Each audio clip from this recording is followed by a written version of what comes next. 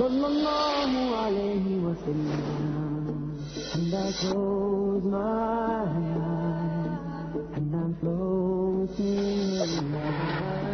And I close my eyes, and I'm drowning in love.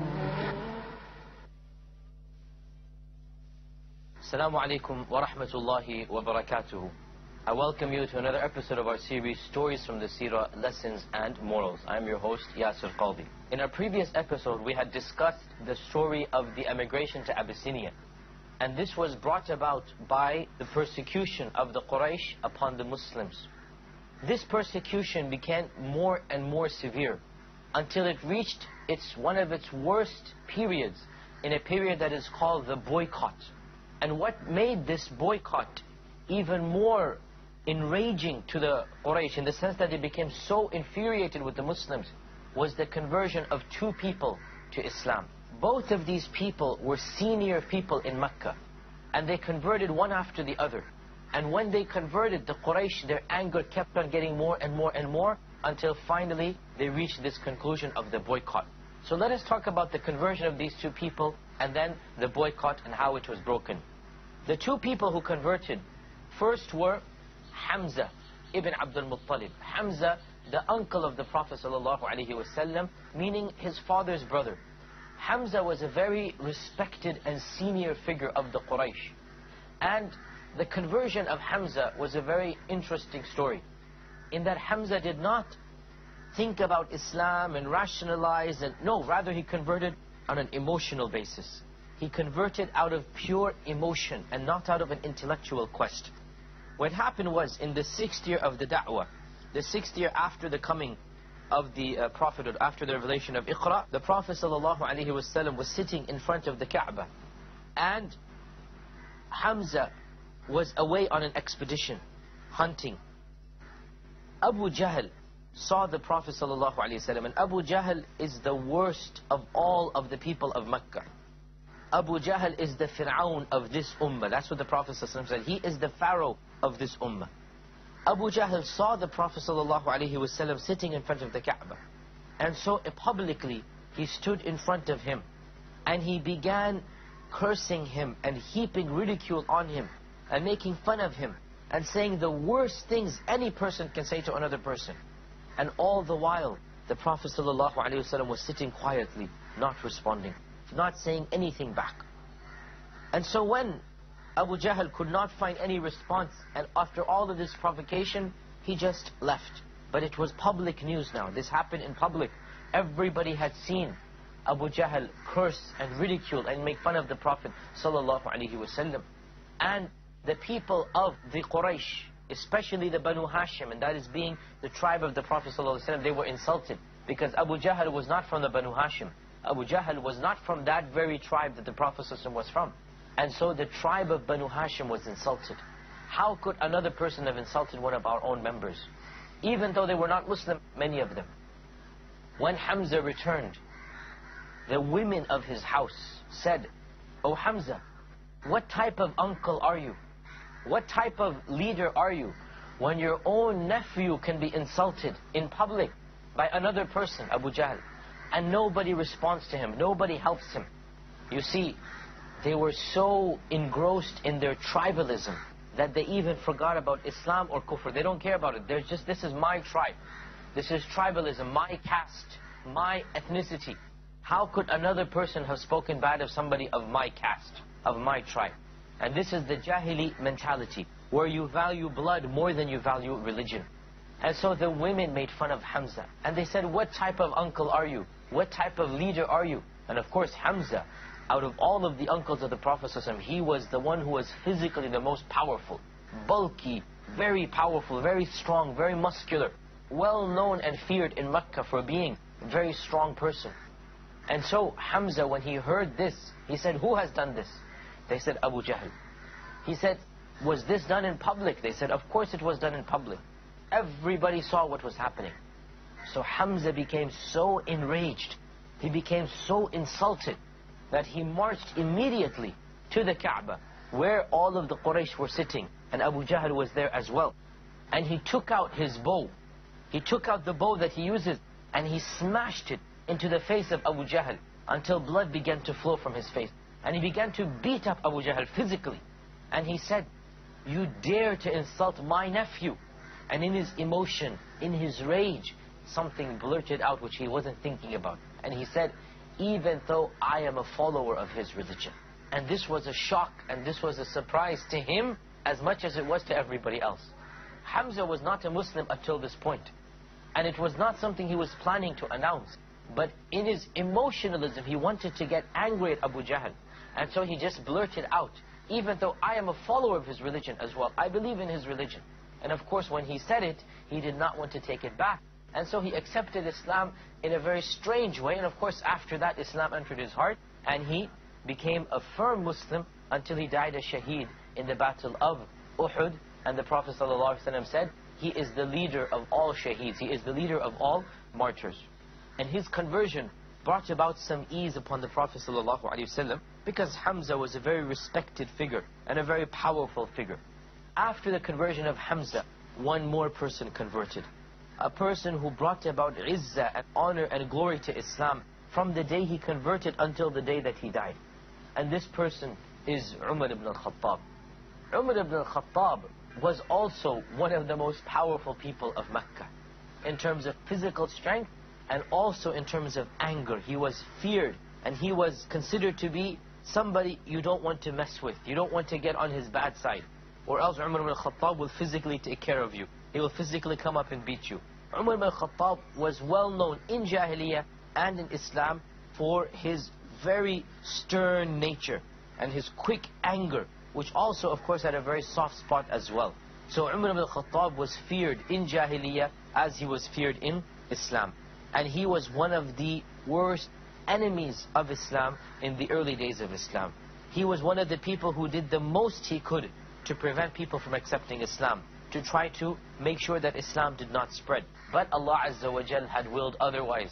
That is because the Prophet ﷺ had made a dua to Allah subhanahu wa ta'ala, "O Allah, guide one of the two Umars who is more beloved to you to Islam." Which of these two Umars was he referring to? The first of them, Umar ibn al-Khattab, and the second is Abu Jahl. Abu Jahl's name was Amr ibn Hisham. Amr is similar to Umar. Amr and Umar come from the same root. So the Prophet ﷺ made a dua to Allah, "O Allah, guide whichever of these two is more beloved to you, Umar ibn al-Khattab or Abu Jahl." And the more beloved of the two was Umar ibn al-Khattab. And so Allah subhanahu wa ta'ala willed that Umar ibn al-Khattab accept Islam. From being the worst enemy to the Prophet ﷺ, he became one of the best companions. And Abdullah ibn Mas'ud, another famous companion, said, "We have always remained in honor and izzah after Umar converted to Islam. We were never able to pray in front of the Kaaba until Umar accepted Islam. When he accepted Islam, he fought them until they allowed us to pray." The only person who was brave enough to pray in front of the Kaaba was the Prophet ﷺ. None of the other Muslims would be able to pray in front of the Kaaba. After the conversion of Umar ibn al-Khattab, that was when the Muslims for the first time, and in one book it is even mentioned that the Muslims marched behind Umar ibn al-Khattab publicly in the street and prayed in front of the Kaaba for the first time. It is narrated also that another thing that softened the heart of Umar was that one time the Prophet ﷺ was praying in front of the Kaaba, and he was praying Salatul Maghrib, and so he was praying out loud. And Umar went to try to harm him. He wanted to come and maybe physically do something to him from behind his back. And when he walked close to the Prophet ﷺ, he began to listen to the recitation of the Quran. And it was a recitation that the Prophet ﷺ was reciting that was very, very beautiful. And inshaAllah ta'ala, we need to take a short break now. When we come back, we'll continue the story of the recitation of the Prophet ﷺ and the conversion of Umar ibn al-Khattab. Stay with us. Welcome back. We were discussing the fact that Umar ibn al-Khattab was listening to the Prophet ﷺ recite the Quran. And as he was listening to the recitation, he stopped and he was entranced by what he heard. And when he heard what he was saying, he said to himself, "Verily, this recitation must come from a very skilled poet." And when he thought this thought, right then and there, the next verse in the Quran Allah Azza wa Jal has revealed in the Quran before Umar is thinking this, but this is revelation. وَمَا هُوَ بِقَوْلِ شَاعِرٍ قَلِيلًا مَا تُؤْمِنُونَ. These are not the words of a poet. Little faith do you have. When Umar heard this, he said, if it's not a poet, it must be a magician. And as soon as he thought this, the next verse is, وَلَا بِقَوْلِ كَاهِنٍ قَلِيلًا مَا تَذَكَّرُونَ. And it is not the statement of a magician as well. Rather, you don't think and you don't ponder over this. تَنْزِيلٌ مِّن رَبِّ الْعَالَمِينَ. This is a revelation from the Lord of the worlds. So whatever Umar thought, immediately the next verse in the Quran proved him wrong. And Umar felt something, felt a divine force in these verses, felt the speech of Allah subhanahu wa ta'ala in these verses. And that was the first time that really Islam entered into his heart. And of course there is a famous story as well with regards to the conversion of Umar. And that is what one day he became so enraged against Islam and against the Prophet ﷺ that he decided to physically go and kill the Prophet ﷺ. And as he was marching to do so with his sword open, then and there somebody stopped him and said, how come you are going to harm the Prophet ﷺ when your own family has converted? Your own sister is a Muslim, and his sister had converted and had not told him of her Islam. And so he marched to his sister's house and he began to fight with her, and he began to get angry at her, so much so that he physically hit her with his hand until she bled. And when he saw this, he softened his heart as well. And his sister became angry at him. And so he asked his sister, let me read what you are reading. And when he read the Quran, and it was the beginning of Surah Taha, then he was so much affected and he was so much moved that he accepted Islam after that. So the conversion of these two people, Hamza and Umar ibn al-Khattab, it had such a profound impact upon the Quraysh that they became even more and more enraged. And they convened a gathering amongst themselves. And they said, what can we do now to stop the spread of Islam? And they decided to do the worst thing possible. And that was that they would completely boycott and isolate the Banu Hashim until they hand this man over, the Prophet ﷺ, so we can execute him. Abu Talib was the chieftain of the Banu Hashim. And Abu Talib refused. And they decided that if the situation is so bad, they will leave Mecca. And they will go and live in a valley that belonged to him. He owned a valley called the Shi'b of Abi Talib. And they decided to live in this valley until the boycott was finished. Now, what was the boycott? The boycott was that nobody will be allowed to sell anything to the Quraysh, or buy anything from them, or marry their daughters to the Quraysh, or have any transactions with them. So the boycott was basically a complete economic boycott. And so much so that if a foreigner came to try to sell something, meaning outside of Mecca, the Quraysh would say, no, don't sell to them, we will purchase it from you, from double the price. They couldn't even buy food and water. They could not buy any of their goods and belongings. So when the situation became so difficult, Abu Talib decided to leave Mecca and live in this valley until the situation returned to normal. And so Abu Talib, along with all of the Muslims and the Prophet ﷺ, and along with all of their wives as well, all of the Muslim men and women, along with some non-Muslims from the tribe of Banu Hashim, in particular Abu Talib, they left Mecca and they lived in these valleys. 2 or 3 years they lived in these valleys. And this was of the most difficult times that the Muslims ever faced. Even their food and water became difficult. Even their basic aspects of living became difficult. And it is narrated that sometimes they would have to eat the leaves off of the trees. And they'd have to collect the rainwater or any of the dirty water that they would find that is collected in the pools. Because they had no other source, they had no other way to do anything, eat anything. And Bilal ibn Abi Rabah, that slave who had been converted to Islam and then freed, Bilal ibn Abi Rabah himself narrates the difficulties that they would face. And he said sometimes we would not have anything to eat except we would pluck the leaves off of the trees and the shrubs and eat that. And he said that we would pass stool like goats pass stool, meaning droppings. They would not have any food to eat. How will they form any natural expulsion? And so he said we would pass stool, we would defecate like the goats defecate, with droppings. We would have nothing to eat. And Allah Azza wa Jal helped them in various ways. Of the ways that they were helped was that some of the people of the Quraysh who were softer hearted, of them is Jubayr ibn Mut'im. Some of the people of Quraysh, they would secretly at night go and they would send in some food and water. They would send in a camel put with a lot of food on it, and they would send it into the valley, and the Muslims would find this and it would last them for many, many months. Despite this boycott, the Prophet ﷺ did not stop preaching. Rather, every year in the time of Hajj, he would come out and he would tell the people about Islam, and he would invite them to accept Islam. And eventually, the boycott became so difficult that the Prophet ﷺ raised his hands up to Allah, and he made dua against the Quraysh. And he said, "Oh Allah, inflict them with a punishment, and inflict them with a drought and a plague, like you did upon the people of Yusuf in Egypt." The Prophet Yusuf ﷺ, those 7 years of famine that afflicted Egypt, the Prophet ﷺ said, inflict upon the Quraysh a similar type of famine. And so the people of Quraysh began to suffer just like the Muslims suffered, or even worse. And they themselves ran out of food and water, and they had to eat carrion and dead meat, until the situation became so difficult and they realized that this is because of what they are doing to the Prophet ﷺ. They decided to cancel the boycott. There are a number of stories about specifically how the boycott was cancelled, and really it doesn't matter which of these versions is more accurate, but the point is that eventually the Quraysh realized that this was not the way to proceed, that the Prophet ﷺ made dua against them, that they themselves were suffering. And so some of the members of the Quraysh who were more sympathetic to the Muslims, they worked with the Muslims against the other harsher elements of the Quraysh, and they managed to break the boycott. Therefore, when this occurred, the Quraysh returned back, the Banu Hashim returned back to Mecca, and the Prophet ﷺ began to resume his message. And the boycott lasted, now the scholars have differed, how long did it last?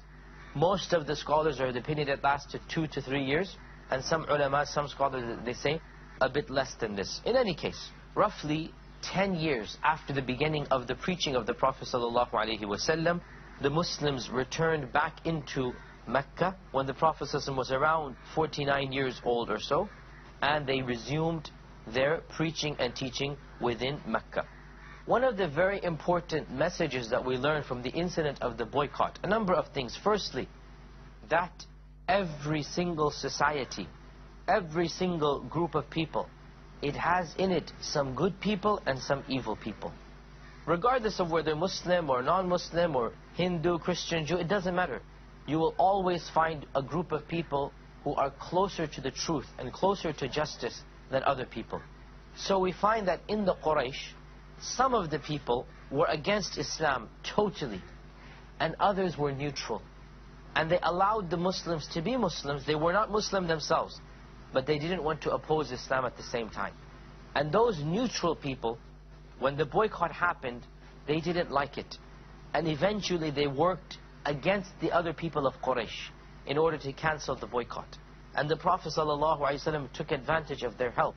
The point being, and this is the real moral of this incident from our times, we as Muslims need to realize that not all of the non-Muslims are the same. There are many non-Muslims who support justice, support freedom, support free values and values of being religious.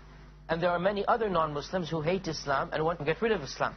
It is our duty and job that we differentiate between these two types of people, that we take the help of those who stand for freedom and truth, and who will stand for the freedom of religion. And we take their help in order to fight for our rights to be Muslim. And these people will help us in truth and justice against other elements of their own society who want to quell religion, who want to squash Islam, who want to get rid of Muslims and get rid of all of the people who worship Allah subhanahu wa ta'ala. It is our job not to treat these two types of people the same. Those who stand up for freedom and truth, we take their support, we take their help, we take advantage of them, and we work with them in legitimate ways, in ways that are permissible and not in illegitimate ways. We work with them in order to establish our rights as Muslims, in order to be free to worship Allah and to pray and to fast and to give charity to the poor, in order that we are able to practice Islam the way that we see fit. Now, after the returning of the Prophet ﷺ to Mecca, two things happened that were a devastating blow to him in a personal sense, and broadly speaking to the da'wah as well. 2 deaths occurred, one after the other. Both of these deaths caused severe distress to the Prophet ﷺ. The first of them was the death of his uncle Abu Talib. Abu Talib was the full brother of his father Abdullah. Abdullah, the father of the Prophet ﷺ, had a full brother, Abu Talib, meaning the mother and father were the same. Other uncles of the Prophet ﷺ were half-brothers, meaning the father is the same but different mothers. Abu Talib was a full brother. And Abu Talib was a caretaker of the Prophet ﷺ ever since the Prophet ﷺ was a boy. He was literally a father figure to the Prophet ﷺ. And he supported the Prophet ﷺ just like a father supports his son. Even though Abu Talib was not a Muslim, the Prophet ﷺ tried to convince Abu Talib to accept Islam, even until his deathbed. But Abu Talib refused. Why? Because he valued the fact that he was the son of Abdul Muttalib. Abdul Muttalib, this famous chieftain, this warrior, everybody respected him. And Abu Talib is his son. And so Abu Talib said, how can I leave the religion of my father? How can I give up the religion of my father, even if Islam is true? And he knew Islam to be true, but his own pride in his ancestry made him reject Islam.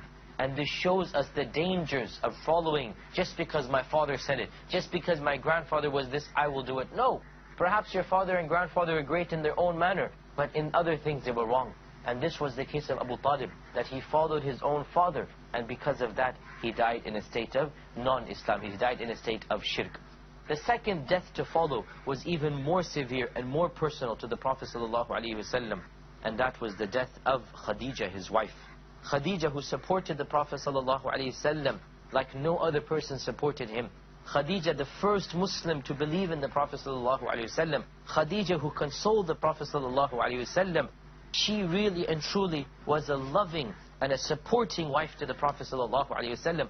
Abu Talib protected him on the outside, and Khadija gave him the inner support and the moral support that he needed inside of his house. Abu Talib and Khadija put together were the main human beings who supported the Prophet ﷺ, the one of them externally, the one of them internally. And both of them died within the span of a few weeks. Within the span of a few weeks. And the Prophet ﷺ was greatly affected. So much so that this whole year is called the year of sorrow, the year of grief. Because the Prophet ﷺ was greatly grieved by the deaths of Abu Talib and the deaths of Khadija. And if that were not enough, then a third incident happened that in some ways even more severe than this. And that is the incident of Al-Ta'if, the treatment that the Prophet ﷺ received at the hands of the people of Ta'if. These 3 incidents, the death of Abu Talib and the death of Khadija and then the incident of Al-Ta'if, they all occurred in 1 year. And this really and truly was the low point in the seerah of the Prophet ﷺ. This was the most depressing points of the life of the Prophet ﷺ, and that is why the scholars of Islam, they called this year the year of the sorrow. As for the incident of Al-Ta'if, it is a very moving incident, and it is a very, very emotional incident, and it is an incident that out of all of the incidents of the seerah, the Prophet ﷺ himself said, this was the incident that affected me the most. And that is the incident that will be the topic of our discussion, inshaAllah ta'ala, in our next episode. We hope to see you then. Until next time, Assalamu alaikum wa rahmatullahi wa barakatuh.